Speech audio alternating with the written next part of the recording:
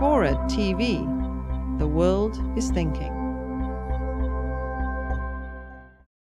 There are basically three approaches you could take to reduce carbon emissions. You can regulate every source by source. You can tax it, or you can do a cap and trade system with allowances. And they each have their pros and cons. Pure regulatory system seems to many people to be more secure, more sure. It seems fairer to some people. It's very costly in terms of the information that the government has to have and the time it takes to put all those regulations into effect, cost of policing, all of them, and so forth. So if you want to turn to something that allows for more of a market approach to things, you look to either taxing or to a cap and trade.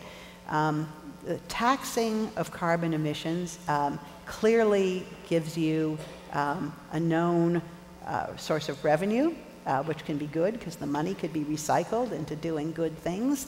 And you're confident that you, pretty confident at least, you know how much revenue you're going to collect. It's also popular, especially with some of the biggest companies, like Exxon, which has endorsed a carbon tax approach. Some people think that's because they think it'll never happen.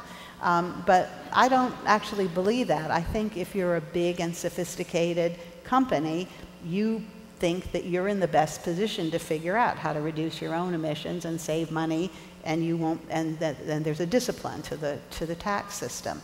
So I personally think carbon taxes are a good idea, and I think we'll probably end up at some point using a carbon tax for all the reasons that I just said.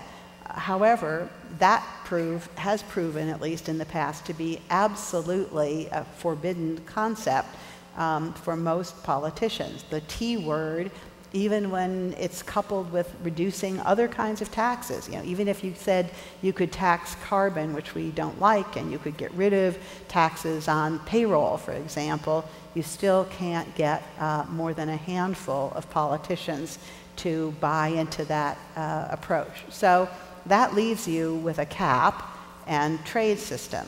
And the virtue of the cap and trade system is that by setting a legal cap, you know, as much as you can ever know these things, how much carbon you're actually going to allow to be out there. So from an environmental perspective, it has a lot of security to it. And the allowance system then allows for flexibility on the part of the polluters, the people who are subject to this thing, as to how they're going to go about meeting it. So it's a kind of a hybrid approach, and it has been used successfully. It was used very successfully with acid rain in the Clean Air Act amendments in 1990, which created a system of allowances that brought down the amount of sulfur by a prescribed amount and with very predictable results, and it worked. So that's why we've gravitated in the direction of a cap and trade system. It's the best of the alternatives.